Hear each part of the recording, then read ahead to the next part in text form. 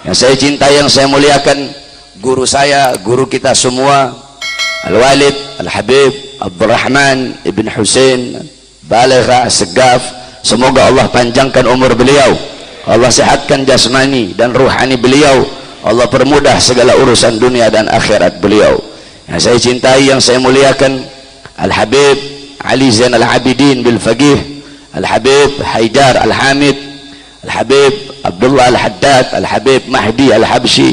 Wabil khusus yang saya cintai, yang saya muliakan, tamu kita dari Jakarta, pengurus Front Pembela Islam Pusat Kiai Haji Ja'far Shadiq beserta seluruh para hadirin hadirat, bapak-bapak, para pemuda-pemuda, para laskar, seluruh hadirin jamaah kaum muslimin yang dimuliakan oleh Allah Subhanahu wa taala.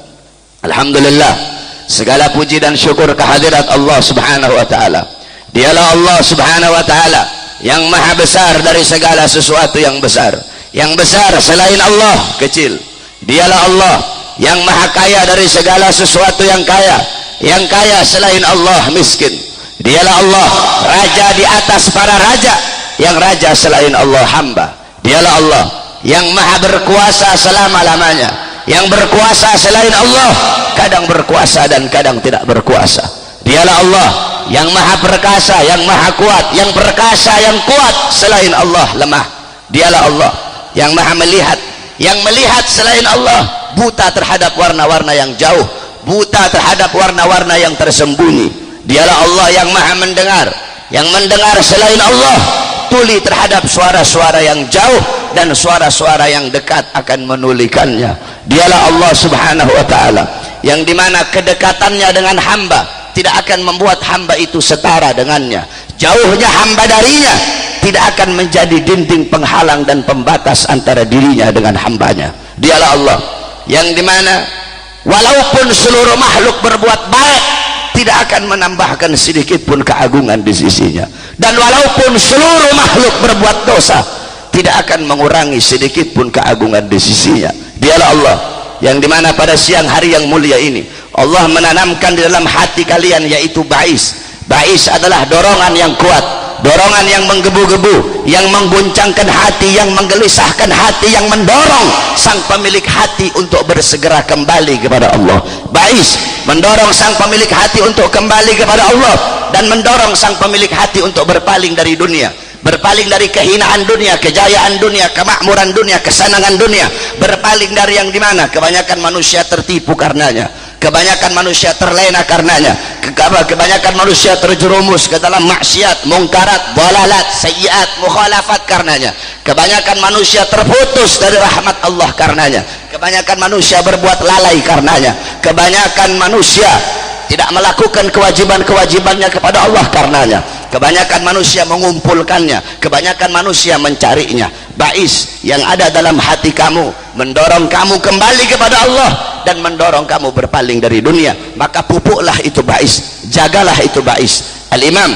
Al-Habib Abdullah bin Al-Haddad sahabat ratib, beliau mengatakan jaga itu ba'is, pupuk itu ba'is yang ada dalam hatimu, karena ba'is kadang bersemayam, kadang juga bisa hilang. Dengan apa caranya? Jangan engkau jauh dari ulama, jangan engkau jauh dari orang-orang saleh. Saudara-saudaraku sekalian yang dimuliakan oleh Allah, pada siang hari yang mulia ini banyak para ulama, banyak para habaib, banyak para kiai yang dimana kedudukan beliau-beliau di sisi Allah lebih mulia dari para umara, lebih mulia dari para salatin. Al-Imam Abu Aswad Ad-Du'ali gal ma'azza min al-ilm. Al-Imam Abu Aswad Ad-Du'ali beliau mengatakan tidak ada sesuatu yang lebih agung, tidak ada sesuatu yang lebih mulia, tidak ada sesuatu yang lebih terhormat selain daripada ilmu. Al-muluk hukamun linnas, raja-raja, penguasa-penguasa, mereka yang mengatur manusia, mereka yang menjadi hakim bagi manusia, mereka yang memberi peraturan bagi manusia. Terus siapa yang menjadi hakim bagi para penguasa, siapa yang mengatur para penguasa? Al-ulama hukamun lil muluk, para ulama, para orang-orang soleh, mereka yang mengatur para raja, mereka yang mengatur para penguasa, mereka yang bisa menjadi hakim bagi para penguasa. Saudara-saudara, kalau saya katakan kita habaib sekarang, kiai sekarang, kita ini lembut-lembut, saudara-saudara, saya lembut, Habib Rizik lembut, Habib Abdurrahman Balegha lembut. Kita tidak ada apa-apanya dengan enjit-enjitnya kita dulu. Kamu mau tahu bagaimana kehebatan, bagaimana ketakutan enjit-enjitnya kita kepada Allah, bagaimana ketegasan mereka di dalam menghadapi para pejabat. Ada satu habaib, Al-Habib Abdurrahman Al-Masyhur, beliau punya kitab Bughiyatul Mustarsyidin. Kita orang habaib sekarang nyemprot pejabat, nampar pejabat cuma pakai mulut, saudara-saudara.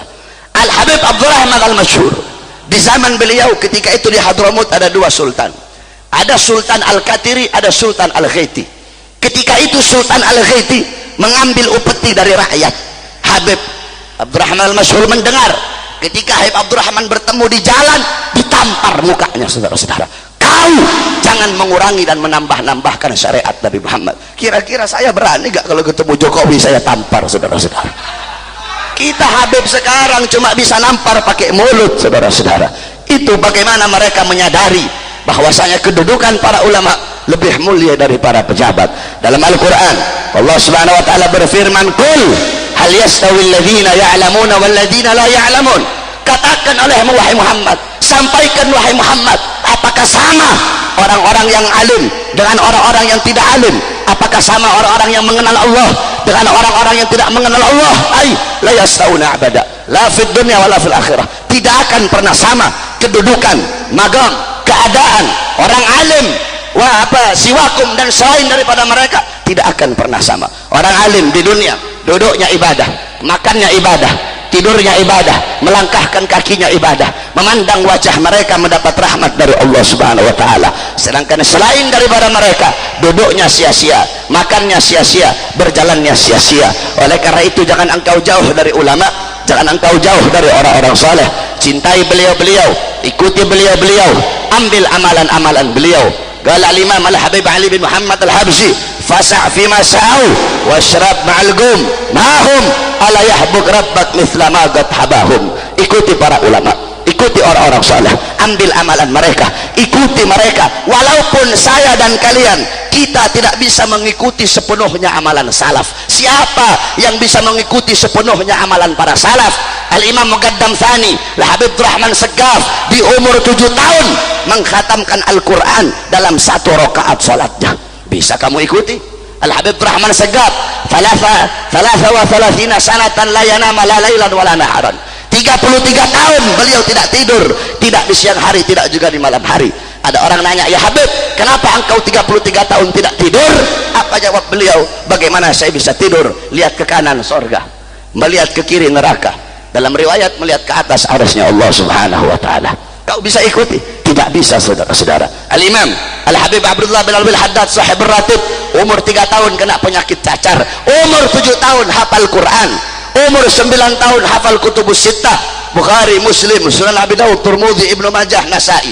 Umur 11 tahun hafal kutubul Ghazali, Ihya Ulumuddin, Bidayatul Hidayah, Minhajul Abidin, Miyarul Ilim, Mukasyafatul Qulub dan lain-lainnya. Bisa kau ikuti? Itu Al-Habib Abdullah Ibn Abi Bakar Al-Idrus, umur 7 tahun beliau berpuasa selama 2 tahun berturut-turut dan cuma berbuka dengan 2 butir kurma. Bisa kau ikuti? Al-Habib Abdullah bin Husain bin Tahir setiap hari membaca ya Allah 25.000 kali, la ilaha illallah 25.000 kali, salawat kepada Nabi 25.000 kali. Al-Imam Al-Habib Muhammad bin Ali Maula Aidid bainal maghrib wal isya yaqra 3,000 marrah min suratil Ikhlas. Habib Muhammad bin Ali Maula Aidid antara setiap waktu maghrib dan isya beliau membaca surat Al-Ikhlas 3.000 kali. Al-Habib Abu Bakar bin Abdullah Al-Attas 1 kali duduk baca Yasin 90.000 kali. Bisa kau ikuti? Al-Habib Umar bin Zain bin Smith 16 tahun tidak pernah meletakkan punggungnya di satu benda apapun. Enjitnya 16 tahun tidurnya duduk, cucunya tukang tidur, saudara-saudara. Itu keadaan para salafun salih. Kita tidak bisa mengikuti amalan mereka secara penuh. Al-Imam Fakhrul Wujud Syekh Abu Bakar bin Salim 40 tahun salat subuh dengan wudu isya. Itu keadaan beliau-beliau. Tetapi gaddaman ala gaddamin, selangkah demi selangkah, shibran bi shibrin, dhira'an bi dhira'in, sejengkal demi sejengkal, selangkah demi selangkah, kita ikuti beliau-beliau. Dengan kita mengikuti mereka, maka Allah akan menganugerahkan kepada kalian apa-apa yang Allah anugerahkan kepada mereka. Mereka Allah kasih ilmu, kamu ikut mereka, kamu akan diberi ilmu oleh Allah. Mereka Allah kasih keramat, kamu ikut mereka, kamu pun akan dikasih keramat oleh Allah. Apalagi ulamanya seorang habaib, apalagi ulamanya seorang dzurriyyah baginda Nabi besar Muhammad sallallahu alaihi wasallam. Nah, saudara-saudara, di Indonesia ada satu ulama dzurriyyah Nabi Muhammad sallallahu alaihi wasallam, yang dimana galar Rasul, qala Allah taala fil Qur'anil Karim, qul la as'alukum alaihi ajran illa mawaddata fil qurba. Sampaikan olehmu wahai Muhammad, sampaikan kepada umatmu, wahai umat, aku tidak meminta apa-apa, aku tidak minta upah, tidak minta bayaran, tidak minta balasan apa-apa dari kalian. Nabi berjuang di jalan Allah, mengorbankan jiwanya, nyawanya, darahnya, hartanya, pagi siang sore malam berdakwah, kepanasan kehujanan, berdarah, menangis, berdakwah, berkorban, berjuang, sehingga iman sampai kepada kalian, Islam sampai, takwa sampai, Indonesia sampai, sholat sampai, masjid sampai, maulid sampai, semua berkat perjuangan Nabi. Nabi tidak minta balasan apa-apa, illa kecuali satu yang Nabi minta. Apa itu? Mawaddata fil qurba, kecintaan kalian kepada al-qurba, kepada al-qurba. Gal al-Imam Baghawi fi tafsir Ma'alimut Tanzil, mahwa al-qurba, al-qurba ahlu baitin Nabi sallallahu alaihi wasallam. Al-qurba adalah keluarganya Nabi, al-qurba adalah anak cucunya baginda Nabi besar Muhammad sallallahu alaihi wasallam, yang dimana dalam kitab Al-Awsat Al-Imam At-Tabrani beliau meriwayatkan satu hadis bahwasanya Rasulullah bersabda, barang siapa yang wafat, yang meninggal dalam keadaan membenci anak cucuku, maka dia meninggal dalam keadaan Yahudi. Saudara-saudara, di Indonesia ada seorang cucu Nabi Muhammad, di dalam tubuhnya mengalir darah suci baginda Nabi besar Muhammad. Beliau beda dengan habaib yang lain. Mungkin kalau di Jakarta ada habib yang bisa disuap, ada habib yang bisa dibeli, beliau tidak bisa disuap, saudara-saudara. Beliau tidak bisa dibayar. Yang hak beliau sampaikan hak, yang batil beliau sampaikan batil. Beliau menjadi penyambung lidah datuk-datuknya. Beliau telah menerima tongkat estafet perjuangan dari datuk-datuknya. Siapa beliau? Beliau Al-Habib Rizik bin Husain bin Syihab, yang dimana akhir-akhir kemarin beliau, saudara-saudara, beliau dizalimi oleh para pemerintah, beliau dizalimi, beliau ditindas. Kenapa, saudara-saudara? Kamu tahu, kita semua tahu bahwasanya Ahok si penista agama, Ahok si penista Al-Quran kalah pilkada DKI. Ahok kalahnya Ahok dalam pilkada DKI itu semua tidak terlepas dari perjuangan Al-Habib Rizik bin Husain bin Syihab. Saudara-saudara, bukan cuma kalah saja, bahkan Ahok dipenjara, Ahok masuk penjara, itu juga tidak terlepas dari perjuangan seorang sosok yang bernama Al-Habib Rizik bin Husain bin Syihab. Nah, saudara-saudara, Ahok sudah kalah, belum bukan hanya kalah tetapi masuk penjara lagi. Maka pendukung-pendukung Ahok di mana-mana, pemodal-pemodalnya, pendukungnya, penyokongnya, sekutunya di mana-mana, mereka semua bersatu.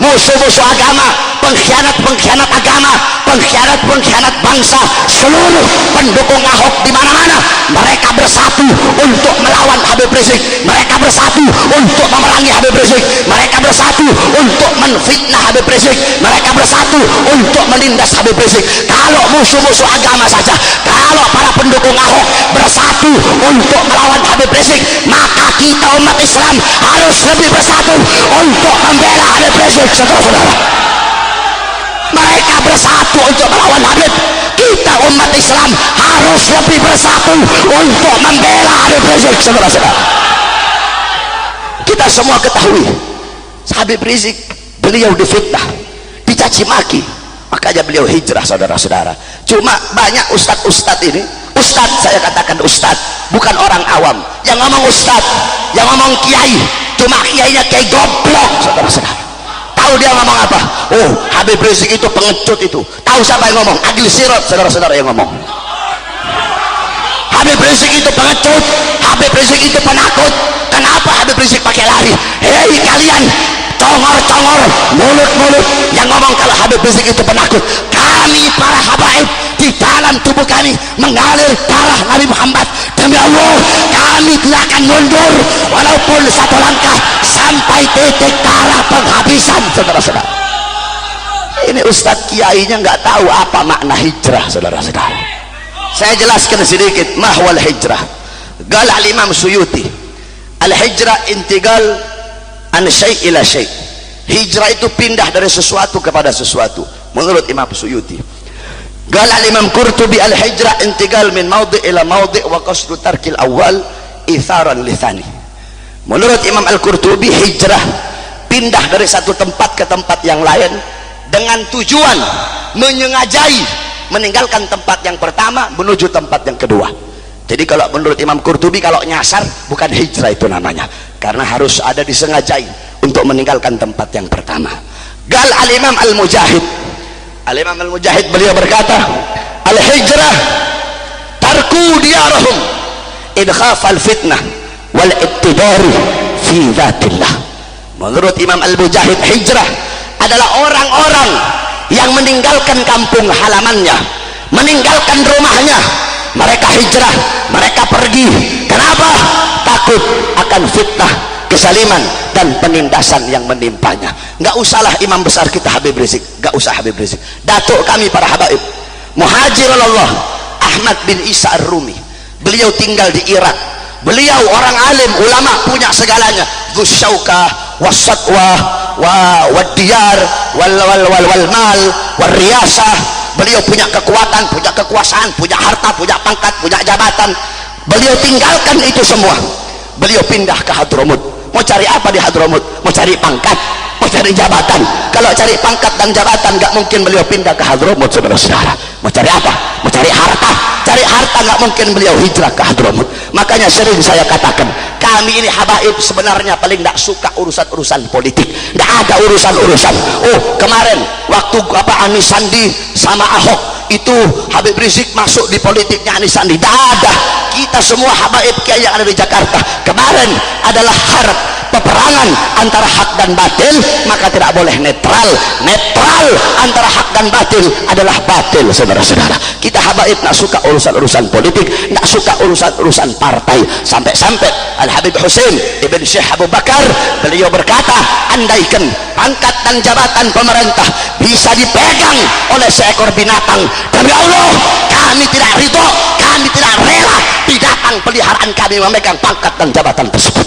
Jadi tidak ada Habib Rizik berjuang, tidak ada urusan politik. Oh, Habib Rizik orangnya Prabowo, tidak ada itu. Habib Rizik para habaib, tidak ada urusan-urusan politik. Nah, saudara-saudaraku sekalian yang dimuliakan oleh Allah, Habib pergi ke sana.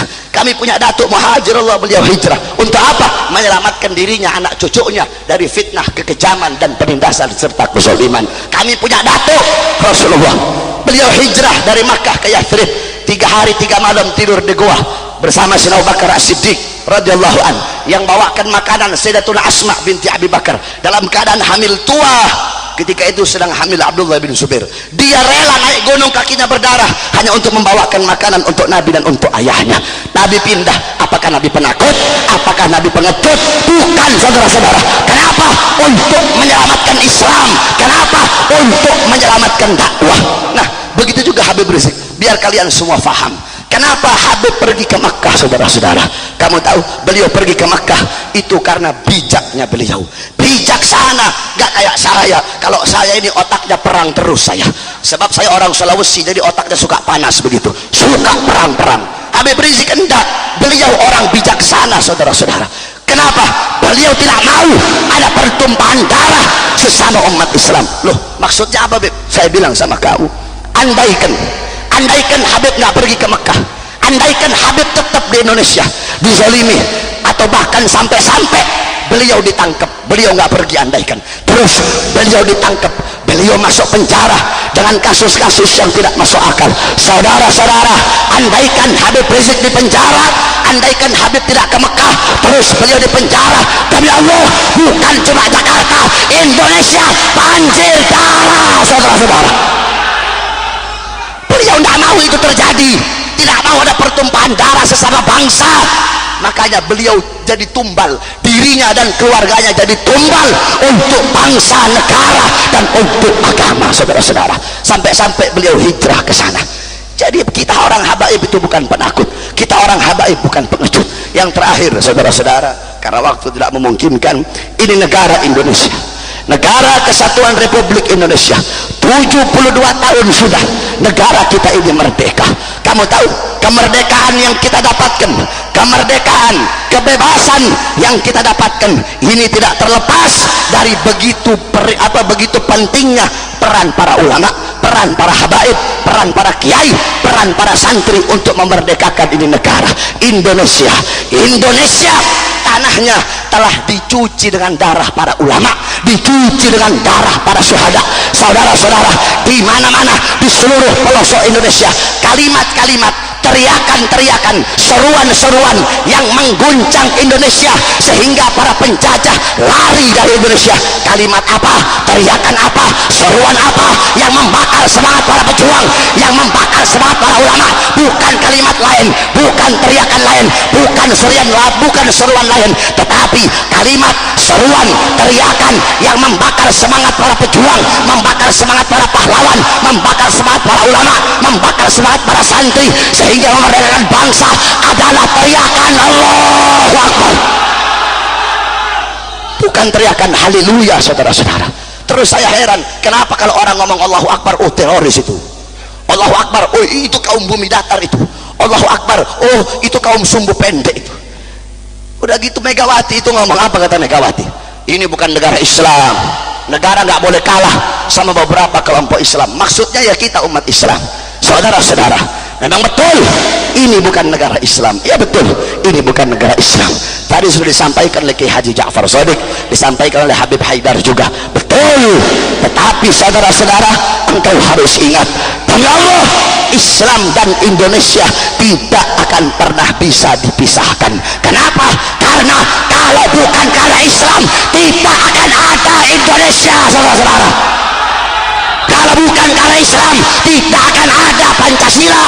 Kalau bukan karena Islam, tidak akan ada Bhinneka Tunggal Ika. Islam yang memiliki jasa paling besar untuk memerdekakan ini bangsa dan ini negara Indonesia.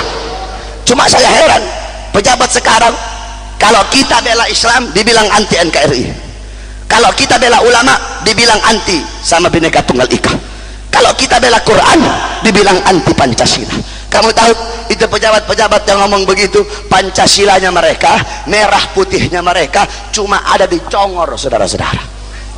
Ngomong saya Indonesia, saya Pancasila, saya merah putih, pendusta kamu, pembohong kamu, congor ngomong saya Pancasila, saya Indonesia, tapi rakyat sengsara, rakyat menderita, yang miskin tambah miskin, yang sengsara rakyat, yang menderita rakyat, yang sejahtera bukan rakyat, yang makmur bukan rakyat. Congor ngomong saya Indonesia, saya Pancasila, tetapi rakyat Indonesia menjadi budak di tanah kita sendiri, saudara-saudara. Mereka tiap minggu hormat merah putih, kita orang santri paling setahun sekali hormat merah putih. 17 Agustus baru kita hormat. Betul, kita memang jarang hormat bendera. Mereka hormat merah putih tiap minggu, tetapi mereka telah menodai dan mengkhianati merah putih, saudara-saudara. Kita para santri jarang hormat bendera, 1 tahun 1 kali, tapi demi Allah, merah putih hidup abadi di dalam hati para santri, saudara-saudara.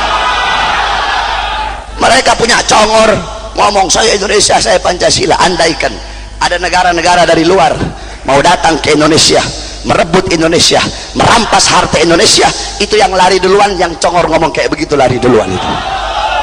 Kamu tahu, andaikan ada yang mau rampas Indonesia, Amerika kayak Cina kayak Rusia kayak Malaysia kayak siapapun mau datang ke Indonesia, merampas kedaulatan Indonesia, merampas harta rakyat Indonesia, merampok uang rakyat Indonesia, demi Allah, kami santri-santri yang pakai sarung, yang pakai peci, berada di barisan paling depan, berjuang sampai titik darah penghabisan, saudara-saudara. Oleh karena itu, wahai Indonesiaku, wahai merah putihku, 72 tahun sudah engkau merdeka, merdeka dari para penjajah. Tapi demi Allah, kita Indonesia belum merdeka dari maksiat, belum merdeka dari tempat pelacuran, belum merdeka dari narkoba, belum merdeka dari utang. Presidennya aja raja utang. Belum merdeka dari pengkhianat-pengkhianat bangsa, belum merdeka dari ustadz-ustadz, kiai-kiai, kera-kera bersorban yang bisa disuap dan bisa disogok. Saudara-saudara, 72 tahun Indonesia merdeka, tetapi kita belum merdeka dari kebangkitan PKI, kita belum merdeka dari kemaksiatan. Oleh karena itu, wahai Indonesiaku, merdekalah engkau dari maksiat, mungkarat, dolalat, sayyiat. Merdekalah engkau dari pengkhianat bangsa, merdekalah engkau dari narkoba, merdekalah engkau dari koruptor, merdekalah engkau dari perkara-perkara yang menjauhkan rakyat dari Allah Subhanahu wa ta'ala. Yang terakhir, wahai Garudaku, Garuda Indonesia, saudara-saudara, wahai Garuda, bebaskan dirimu dari cengkraman naga, bebaskan dirimu dari cengkraman banteng. Tahu maksudnya cengkraman naga? Cina. Saudara-saudara, kamu lihat di Pasuruan aja udah banyak Cina berkuasa di Pasuruan. Nggak usah yang Jakarta, Cina banyak berkuasa di Pasuruan, petentang-petenteng. Kenapa? Orang-orang mereka itu penjajah gaya baru. Tahu penjajah gaya baru? Ya, mereka penjajah gaya baru, tidak saya sebut namanya, kamu sudah tahu. Penjajah gaya baru, orang yang kalau melek kayak merem. Nah, itu penjajah gaya baru itu. Kenapa mereka bisa sosokan di Indonesia? Karena mereka berpikir, tenang aja, ini si Mak Banteng bisa disuap ini, tenang aja, si Agil Sirot bisa ditutup mulutnya ini, siapa? Fulan, oh bisa ditutup, Fulan bisa dibayar, bisa disuap. Nah, orang-orang pengkhianat bangsa seperti inilah yang bikin rusak dan bikin hancur negara Indonesia, saudara-saudara. Oleh karena itu saya katakan, Garuda bukan miliknya naga, Garuda bukan miliknya Banteng. Tahu Banteng? PDI. Garuda bukan miliknya Beringin. Tahu Beringin? Golkar. Garuda bukan milik Garudanya Prabowo, bukan milik Gerindra. Garuda bukan milik yang lambang Ka'bah P3, bukan. Garuda bukan miliknya partai yang bulat bumi diikat dengan tali, PKB, bukan. Gerindra apalagi? Apa? Garuda bukan miliknya partainya Brewok. Tahu partainya Brewok? Nasdem. Garuda bukan miliknya PKS. Garuda bukan milik partai manapun. Garuda bukan milik pejabat manapun. Tetapi Garuda Indonesia adalah milik rakyat Indonesia, saudara-saudara. Oleh karena itu,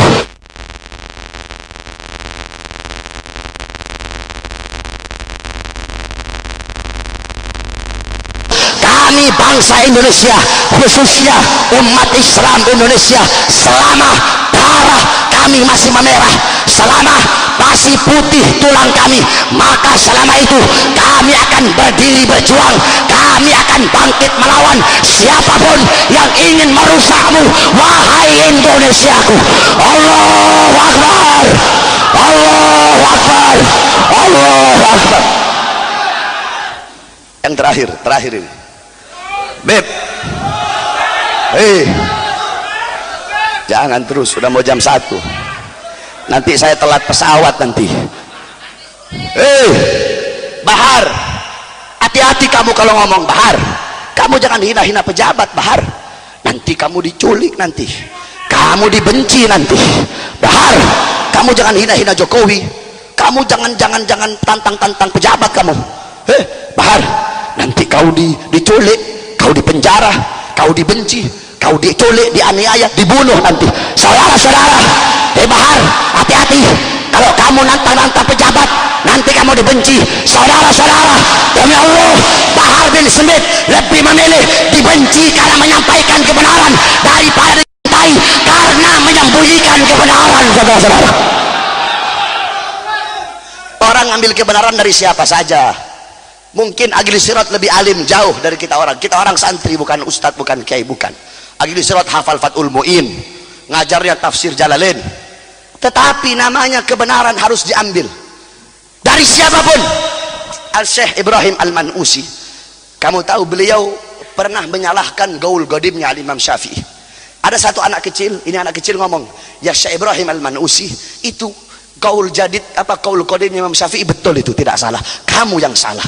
Ini murid-muridnya Syekh ngomong, hei ya anak kecil, kamu berani ngebantah Syekh alim, Syekh besar. Apa kata Syekh Ibrahim Al-Manusi? Tidak ada permusuhan antara diriku dengan kebenaran, walaupun kebenaran itu datangnya dari seorang anak kecil. Tidak ada penghalang antara seseorang dengan kebenaran, walaupun kebenaran itu datangnya dari orang yang lebih hina dari dia, lebih bodoh dari dia, lebih bangsat dari dia, lebih miskin dari dia, lebih becat dari dia. Wajib diambil ini kebenaran. Bahar, hati-hati kamu kalau ngomong, nanti kamu di penjara, Bahar. Saudara-saudara, demi Allah, Bahar bin Smith lebih memilih busuk dalam penjara daripada hidup bebas tetapi membiarkan rakyat dizalimi oleh pejabat-pejabat yang zalim. Saudara-saudara, Bahar bukan cuma di penjara, nanti kau diculik, dicabik-cabik, hancur binasa kau, nanti kau dibunuh, Bahar. Saudara-saudara, demi Allah yang nyawa saya berada dalam genggamannya, Bahar bin Smith lebih memilih mati terbunuh, lebih memilih hancur binasa daripada membiarkan pejabat-pejabat yang zalim menghancurkan, merusak bangsa, negara dan agama di Indonesia. Saudara-saudara, oleh karena itu semua laskar saya tanya, siap berjuang, siap membela para ulama, siap membela para habaib, siap membela para kiai, siap membela bangsa, siap membela negara, siap membela agama, walaupun harus berdarah siap, walaupun harus dipenjara siap, walaupun harus mati siap. Allahu Akbar, Allahu Akbar. Hidup Islam, hidup Islam, hidup Indonesia, hidup ulama, hidup merah putih, hidup kiai, hidup habaib, hidup santri, hidup Pancasila. Indonesia merdeka, merdeka, merdeka. Allahu Akbar. Bismillah, babuna tabarak hitanuna, yasin sakfuna, kaf hayain sad kifayatuna, hamim ain sin kaf himayatuna, fasaik fikahumullah sambil alim. Wa sallallahu alaihi wasallam Muhammad wa alihi washabbihi barik wa sallam. Alhamdulillah rabbil alamin. Wal afu minkum wassalamu alaikum warahmatullahi wabarakatuh.